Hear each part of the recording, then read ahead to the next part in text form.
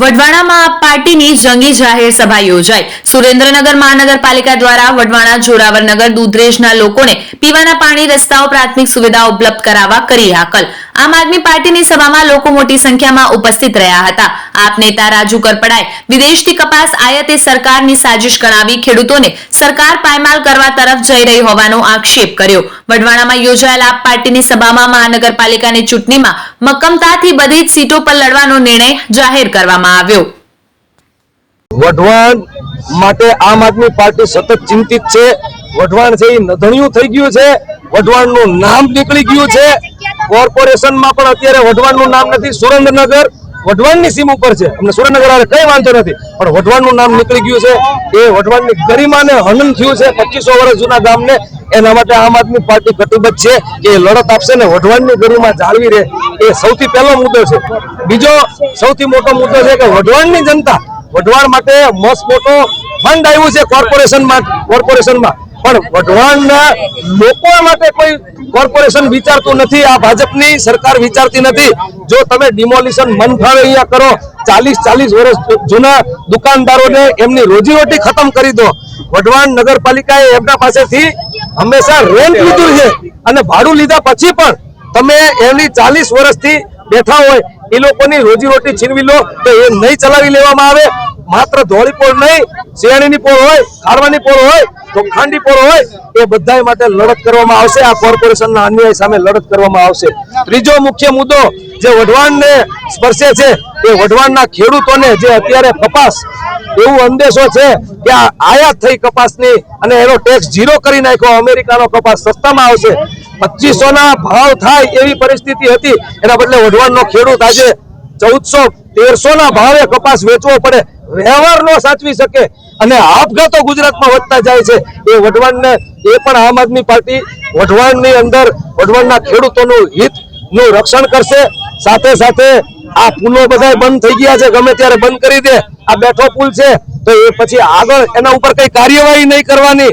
પાણી વઢવાણ નગરપાલિકા હતી તો મને યાદ છે કે ટાઈમ ટુ ટાઈમ ભલે ત્રીજે દિવસે પાણી મળતું, પણ ખબર હોય કે આ વિસ્તારમાં સવારે 7 વાગે પાણી આવશે, 7 વાગે જ આવી જાય, એના બદલે અત્યારે રાતના 2 વાગે પાણી આવે, બીજા વારે રાતના। તો વઢવાણની મહિલાઓ એટલી બધી દુખી છે કે એમને રાતના ગમે ત્યારે જાગવું પડે, ઘરની બહાર જાય અચાનક પાણી આવે અને પછી 3 દિવસે ધોળી ધજા ડેમ ભરેલો છે અને તોય ત્રીજે દિવસે પાણી આવે ને એ પણ ઇરેગ્યુલર। એના માટે લડત કરવાની આવશે।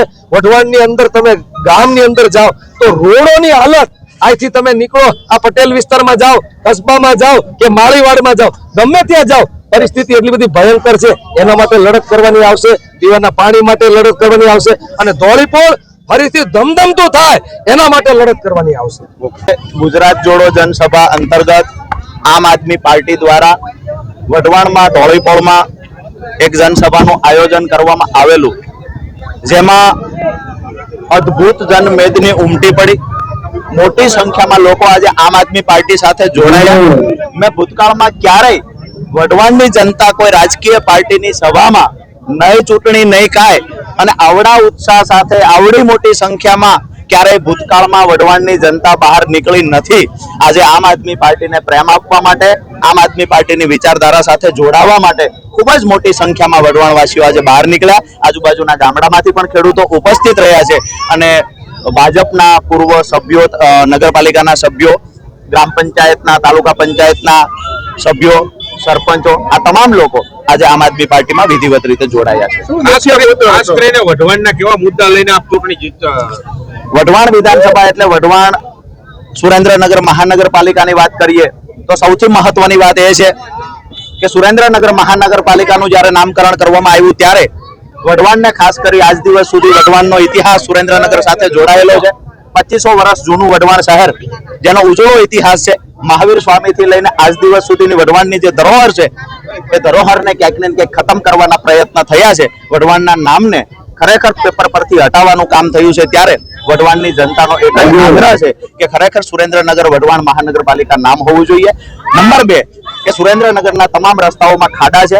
આરોગ્યની વાત કરીએ તો હોસ્પિટલમાં ડોક્ટરો નથી, પૂરતી ખરેખર ત્યાં વ્યવસ્થા જે હોવી જોઈએ કોઈ વ્યવસ્થા નથી, સાધનો પૂરતા નથી. અને શાળાઓની વાત કરીએ તો શાળાઓમાં આખા જિલ્લામાં શહેરની શાળાઓમાં તો ક્યાંય શિક્ષક નથી, પણ સુરેન્દ્રનગર એક એવું શહેર છે, વઢવાણ એક એવું શહેર છે કે આજુબાજુના ગામડાઓમાંથી ખૂબ મોટી સંખ્યામાં લોકો અહીંયા સ્થાયી થયા છે. ત્યારે આજુબાજુના ગામડાઓમાં જ્યાં શિક્ષકો નથી, પૂરતા ઓરડા નથી, ત્યારે લોકો સુરેન્દ્રનગરમાં અને વઢવાણમાં રહેવા માટે આવે છે, પોતાના બાળકોને ભણાવવા માટે આવ્યા છે. ત્યારે અહીંયા પણ શિક્ષણની વ્યવસ્થા એકદમ કથળી ગઈ છે. એટલે કે પ્રાથમિક સુવિધાનો અભાવ છે, ગટરોના પાણી ઉભરાય છે, ચોમાસાના પાણીનો ક્યાંય નિકાલ નથી, ક્યાંક ને ક્યાંક ટાઈમ પર પાણી આવતું નથી, અને ખરેખર પાણી આવે છે તો ગટરના પાણી સાથે જોડાઈને ગંદુ પાણી આવે છે. એટલે પ્રાથમિક સુવિધાઓના નામે મીંડું છે. આ તમામ મુદ્દાઓને લઈ આવનાર સમયમાં આમ આદમી પાર્ટી